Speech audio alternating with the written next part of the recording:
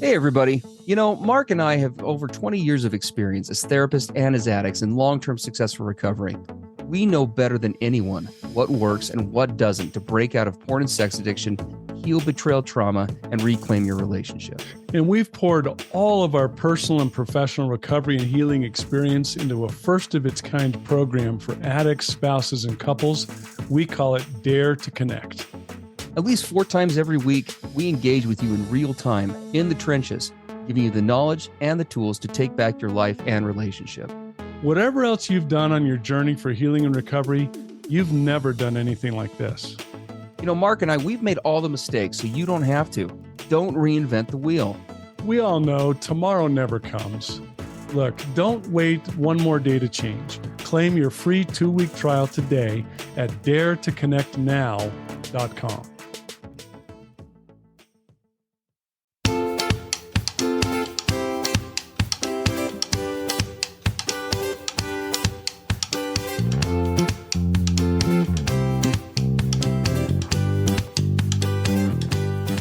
Hey everybody, I'm Steve Moore. And I'm Mark Castleman. We know the pain and heartbreak of porn and sex addiction. And we know the triumph of breaking completely free. Every day, we help our clients find hope and healing. Join us in the fight to take back your life, your marriage, and be stronger than ever. This is the PBSC Squared podcast.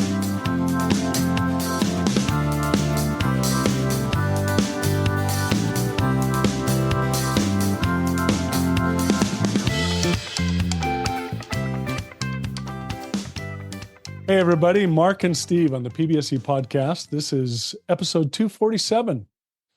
And we know that this title's a whopper. We talked a lot about this, but we thought, we're known for saying what individuals need to hear, not necessarily what they want to hear. Indeed. So we're definitely going to do that today. But does my addict partner's, quote, need for sex every 4 days hinder his recovery and my healing? So this comes directly from a situation and some questions that were sent in by a partner in betrayal trauma healing. And we love her vulnerability, a lot of courage to send this in. We're going to just read this. Hey, Mark and Steve, my husband and I have gained so much from your podcast throughout our trauma and recovery journeys. Thank you. My husband has struggled with porn addiction throughout his life, as well as other addictions such as marijuana. The last few years of our relationship, I didn't know the extent of his addictions until all of the lies began to build up and our relationship was hanging on by a thread. Once some truths began coming out, there was a trickle effect of all the other truths over time, where I learned more and more about his past traumas, how bad his addictions really were, and it almost broke our relationship at the time. But with the help of individual therapists, couples therapy, with someone who specialized in addiction, and increased honesty and check-ins, we've built up our relationship over the past year. Our marriage now feels safer and stronger as we are both doing our individual work and coming together as a couple. Recently, my husband had his first big relapse with porn. It was a difficult few days, and we're still trying to navigate it together. The issue that continues to arise for me is that my husband seems to, quote, need sex every 4 days, or he will feel that he is too distracted by women and his sexual desires, which will impact his recovery.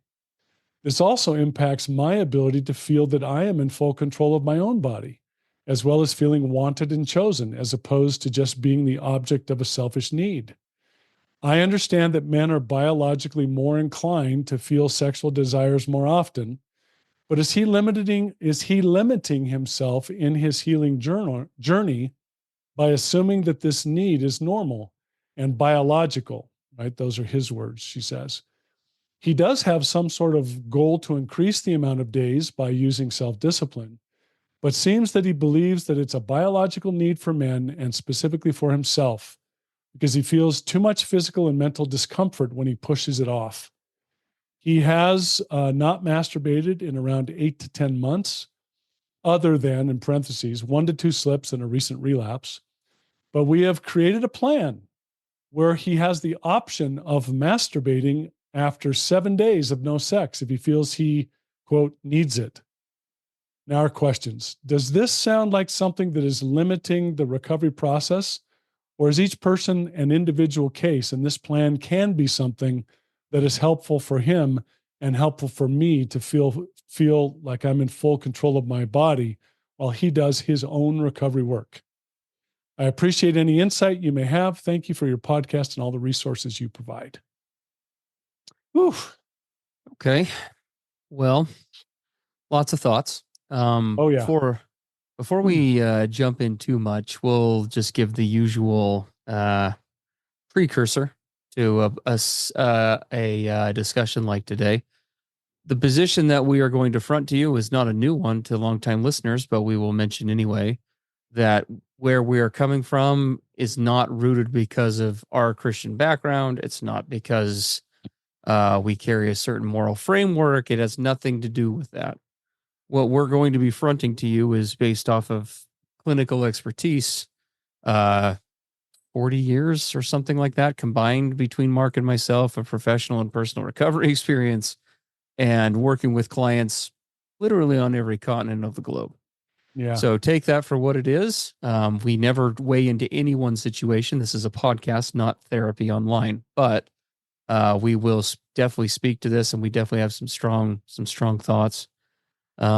We do obviously, first of all, appreciate and applaud you, those who wrote in to reach out. And for anybody who listening to this podcast, it takes a tremendous amount of courage to even face this addiction as an addict or as a partner. I think it's frankly something that many of us, because of the social taboo, the emotional weight, the volatility, so to speak, of surrounding it in lots of different areas, it's frankly easier to put one's head in the sand and just kind of ignore it. Yeah. And so anyone who is working on this and working on themselves, we do extend our gratitude and our happiness and applause to each of you for doing that. But we will speak to this as a general rule, using neuroscience and other thoughts here to the best that we can, and go from there. Yeah. And we applaud this couple because we can tell they've done a lot of hard work. And she says some great things. They feel safer than ever, closer than ever. But there's this issue that continues to come up. And I think, Steve, you mentioned one of the things that you and I talked about would be a really good place to start is with some really basic brain, pleasure reward system, an overview of how that works, because I think this is in many ways at the heart of this question. And we have to look at the neuroscience behind this. We've often talked about how it comes down to what we call limbic versus logic, right? How does the limbic system, that part of us, that pleasure center, that fight, flight, freeze, reward-oriented center that goes right down the center of the brain, how does that operate? And how does it interact with and often oppose, right, this prefrontal cortex, the logic, values, what's important to me, what matters. And those are often at odds with each other. And this situation that was sent in is very much a situation where that's taking place. Because what I hear from what she's describing about her partner is that there's an immense power in the human brain when it comes to just the seeking of pleasure in the first place. We're built to seek pleasure. We're built to seek for rewards. And that's in many ways a positive thing, right? It's great to have healthy pleasure. It's great to have healthy rewards. All of that's good. Where it begins to go awry is when we start to connect those pleasure or those rewards with coping with life. When life gets difficult, when things get hard, when I get uncomfortable, when I'm hit with issues of self-discipline or managing, temptations and urges, and now I'm going to seek out that pleasure reward system in order to cope with those things. And as soon as my brain makes that connection between this reward or pleasure over here and the ability to cope with hard things over there, and now those two connect, now I have a powerful rewiring in the human brain. And now I'm going to go forward in that pattern of behavior that's now easily going to get into escape, avoidance, self-soothing, self-medication, as opposed to facing life and meeting it on its terms, right? And then it becomes who's in the driver's seat, right? The limbic system of the brain, the reward pleasure-driven system, or the logic system, the higher self, the true self. I have to, when I work with clients, as I get into this with guys, we'll talk about the fact that the limbic system's kind of like the toddler that's in the back seat of the car in the child seat, and the logic center, right? The higher, truer self is driving the car. But now when we get into this position, they switch places. And now the adult is in the back seat, in the toddler seat, and the toddler's driving the car down the freeway at 140 miles an hour. And we wonder why there's a massive wreck, right? Who's in the driver's seat, limbic or logic? And so it's very important that we understand. I'll often say to guys, you have to be very careful, especially not only if you're an addict, a sex or porn addict in recovery, but anyone has to be careful what they link to the powerful climax. So, the power of sexual climax, of sexual orgasm. It is, many call it the most powerful biological reward that the body is capable of. And whatever I link to that, I better be ready for it to be reinforced at the deepest level imaginable. Right. And so we're seeing a lot of that in this submission.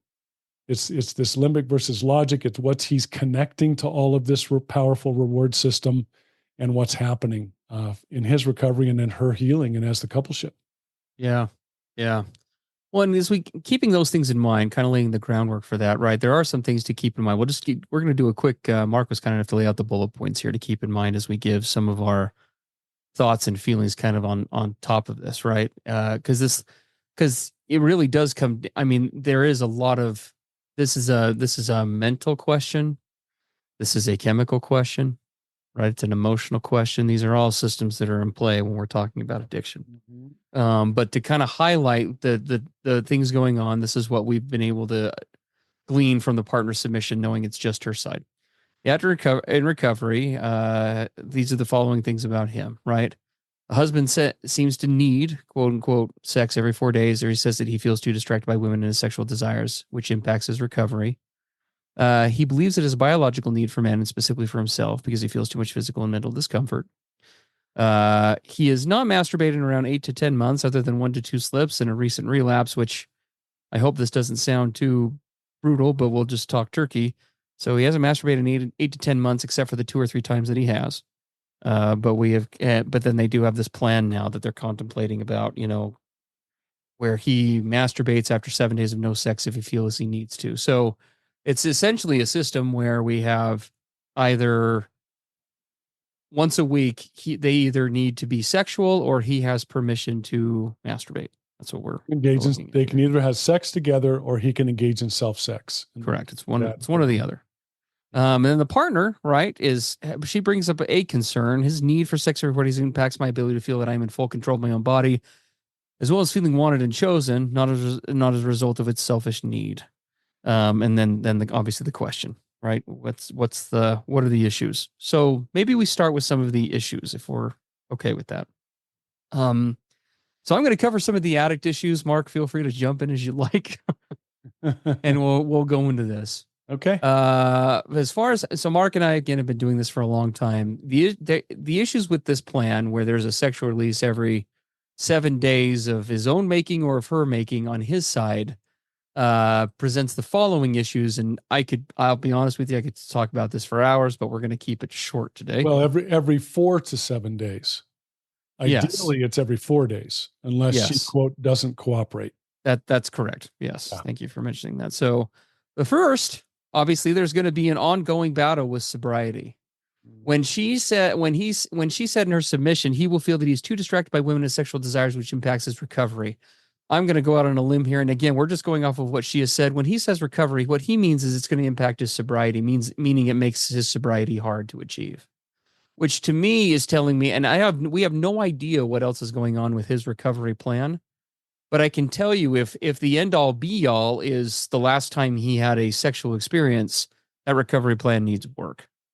It needs shoring up. It needs change. It may need a complete overhaul. We have really no idea.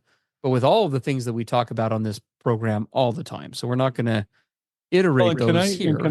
I need to say something with this. Something really, really jumped out at me like big. We talk about stuff that shouts at us from these submissions.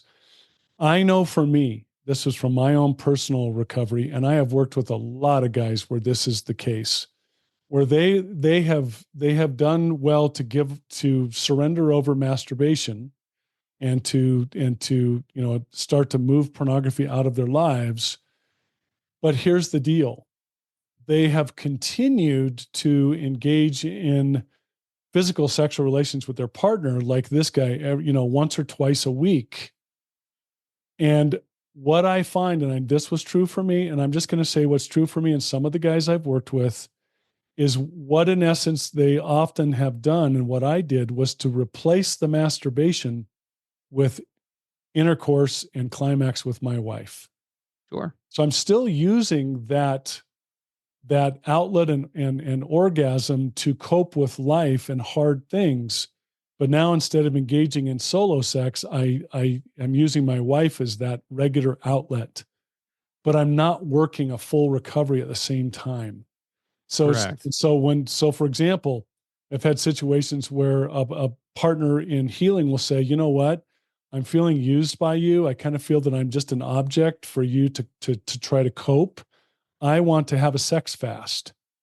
I want to go, a period of time without us engaging in sexual relations at all, 30, 60, 90 days.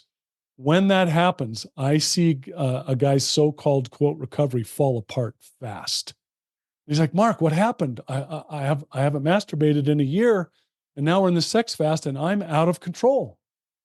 It's like he finally realizes that he had just used his wife to replace that old outlet in too many ways. Correct. I mean, what we're really looking at here is, and again, we're not trying to demonize what's going on with his recovery, not at all. but whatever it is, the focus is incorrect from our standpoint. Really, what's going on here is he's going to continue to have ongoing battle sobriety because we're creating a system here where he's reliant on a release to maintain it, which is not how real recovery works.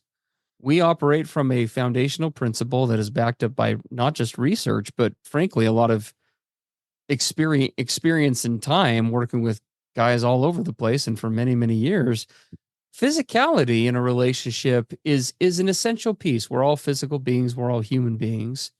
Sexual releases, particularly around some sort of a time frame, are not a requirement for healthy living. That may sound like an unpopular opinion. Let it be unpopular. It is what it is. It still is. And the reality here is that everybody is capable, more than capable, of channeling sexual urges and desires into committed relationships if they so choose. Now, again, we're not here to debate the morals of that. People can take or leave that, and that's none of our business, nor is it our purview. I would leave that discussion to smarter, better people than myself. But what I can tell you from a clinical perspective is what's going on here is what Mark just indicated is with one hand, we're trying to pour water onto a fire. On the other hand, we're pouring gasoline on it at the same time and wondering why it never goes out. That's what's happening here with this ongoing sexual release and the brain not reforming and learning new coping mechanisms, learning how to address the underlying issues that cause addiction or this sexual hypersexuality in the first place, not growing and evolving and learning how to regulate impulse control and deal with frustration or stress or all of these other things in healthier, non-betraying ways in the partnership is going to dramatically inhibit this husband's or this partner's growth. It just will. This addict partner's growth. There's no way around that. We're all here to grow, to evolve. It's part of the human condition. And what is being proposed here is, I don't know how else to say it, is kind of a solution where sexually I get to become a sexual Peter Pan, where I just have a sexual release guaranteed every 7 days or less. And because of that, I don't really need to learn other skill sets that will allow me to grow and develop and progress in my relationship in these areas and possibly others as well. Yeah. And I have a lot of strong feelings about the partner side of that, but I'm going to let Mark jump into that. Well, and I way think into it on a bit. I think Stephen, the big concern Steve and I have for this addict in recovery is that he's engaging in a so-called plan or approach that is it's preventing his reward system from rewiring in a healthy way. He's basically staying stuck in an addiction wiring. even though the apparently for the most part, the pornography and masturbation are not there. But now, well, of course, now they're reintroducing masturbation if he, quote, needs it. I'm concerned that he's never going to fully rewire his arousal template system, his reward system, and all he's doing now is just finding other ways to satisfy, that need. And the fact that he uses the word need instead of a want is very telling as well. Anytime we desperately need something, we're going to put ourselves in the place of becoming trapped in an addiction cycle. So there's a lot going on there that we would invite him to look at. From the partner side, there's also a lot happening, and I really appreciated her vulnerability and what she was expressing. If they go forward with this plan that she's talking about, where she either has to engage in sexual relations with him, or then he goes and engages in solo sex. Every time either of those happens under those circumstances, there's going to be massive withdrawals from this relationship trust account. What she needs, and it sounds like they've done a lot of really good hard work, is to make deposits to that trust account to rebuild it over time. We can tell you from experience that this track that they're on is going to make massive withdrawals from that trust account. The other great challenge with this, and Steve, you brought this up as we prepared for this podcast, you said she's being placed in a, quote, hostage situation. Absolutely. And I couldn't agree more. Because what is he saying? And I said stuff like this in my addiction days. You either have sex with me or I'm going to go have it with myself. But those are your only choices. So you can see how she's being put into this hostage scenario. And one of the first of all, that has a great deal of adding to the betrayal trauma of this whole thing every time she's put into that situation. But the other part of this is there's a real confusion about what the division of labor, or what is her side and his side of the street with regard to healthy recovery and healing. What's happening is she's being made responsible and accountable for a lot of his side of the street in this. And there's a confusion, and we don't see clearly established individual boundaries to keep her authentic wants and needs safe. He's kind of brought her over to his side about what she's responsible and accountable for now, right? Because as long as she engages with sex every 4 days, then he can be strong. As long as she continues to cooperate, then these urges and temptations won't overpower him. But if she doesn't, then all bets are off, and now he can't be held responsible or accountable for his actions, right? That division of labor, or who owns which side of the street, I see a lot of confusion with it right now. Well, and that was a part I appreciate you bringing that up, because I totally forgot that on the addict side, right? As long as it is probably maybe the most disturbing part for the addict side of this is that there is not an ownership for my own actions, right? Part of a foundational recovery program, like we're talking the basic underpinnings, is what is within my purview to control and what is not. What is my responsibility to change and what is not?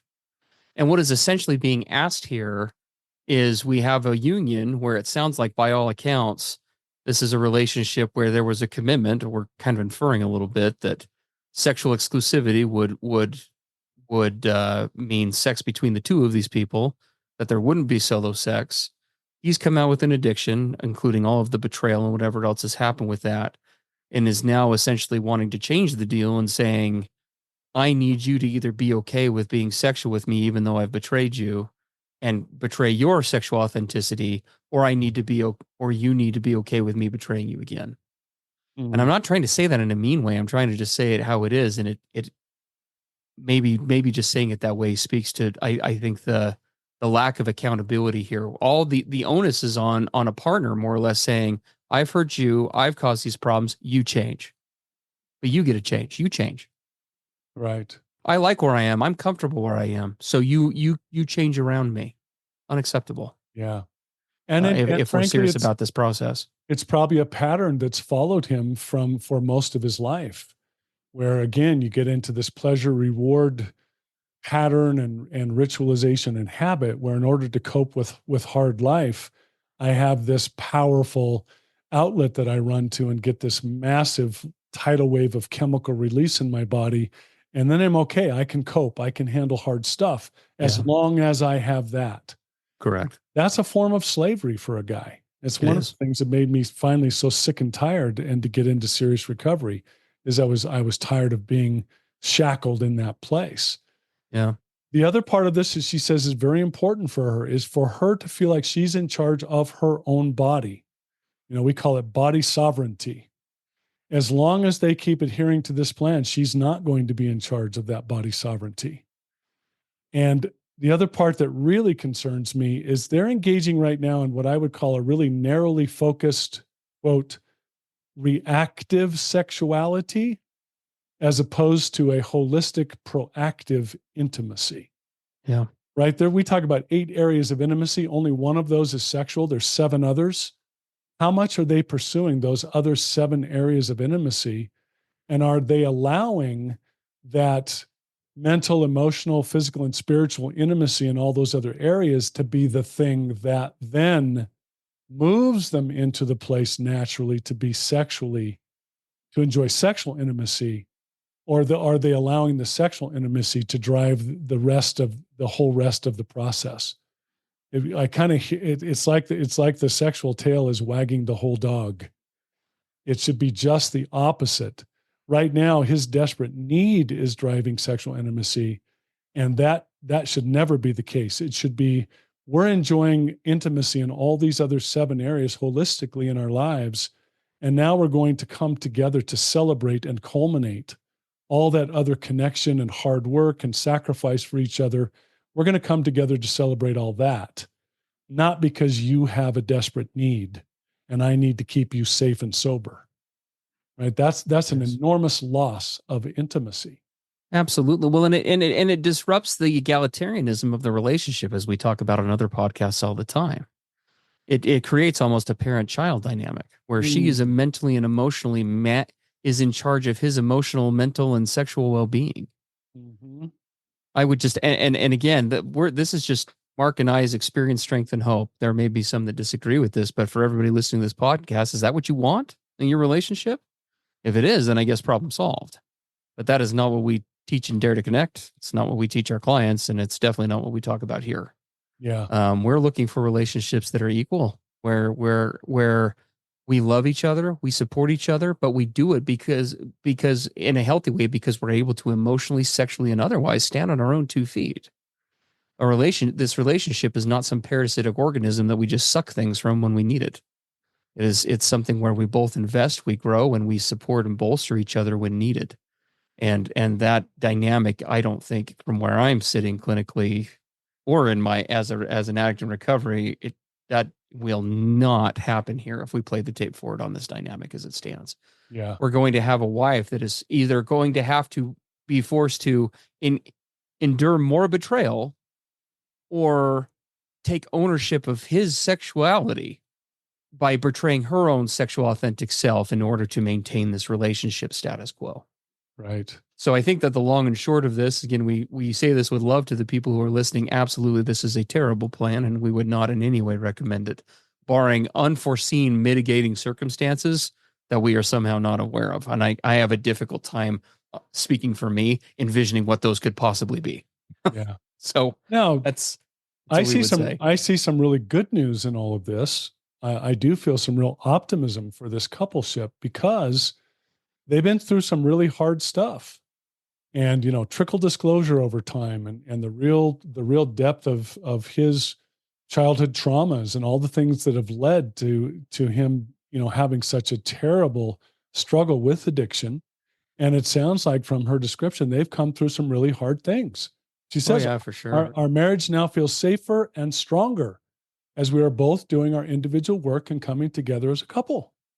I mean, so my encouragement to this coupleship and anyone out there would be, man, take what you've done and the things that you have accomplished and use them as springboards now to go forward and to tackle some of this still, some of this still kind of in there deep stuff that you now need to move through or decide if you're willing to move through it.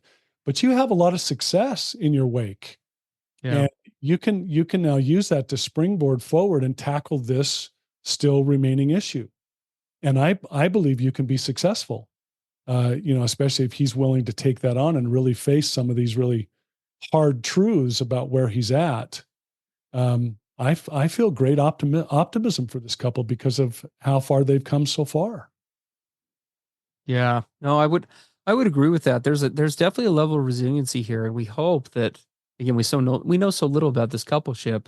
We really do, again, applaud the efforts that they've made so far, but playing the tape forward on this solution, yeah, we would definitely say it's not workable as it is. There needs to be some reconfiguring, some injection of boundaries, and I think a discussion about, really, there needs to be some boundaries, I think, set around his recovery, what he's going to do with his sexuality, as well as what is going to be done around creating space for her healing and ownership on either side that is going to match the vision of whatever it is that they are looking for in this relationship.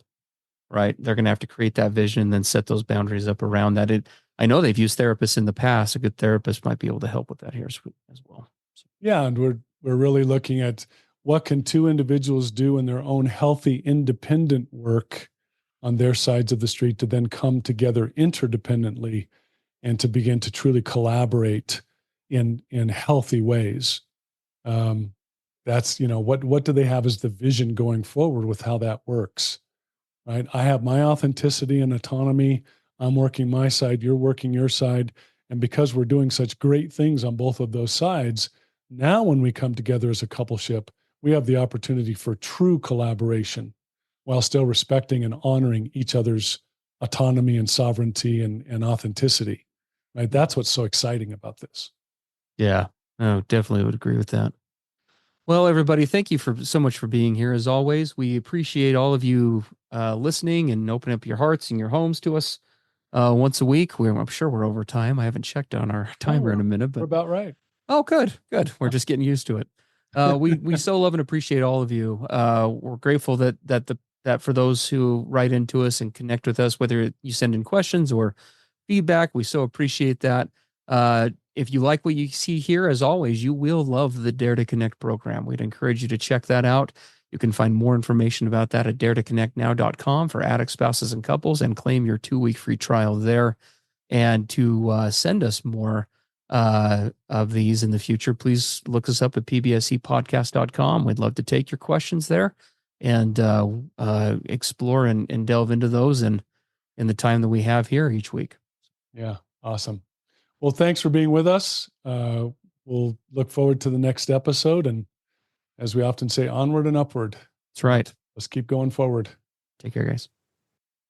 Everything expressed on the PBSE podcast are the opinions of the hosts and the participants and is for informational and educational purposes only. This podcast should not be considered mental health therapy or as a substitute thereof. It is strongly recommended that you seek out the clinical guidance of an individual qualified mental health professional. If you're experiencing thoughts of suicide, self-harm, or a desire to harm others, please dial 911 or go to your nearest emergency room.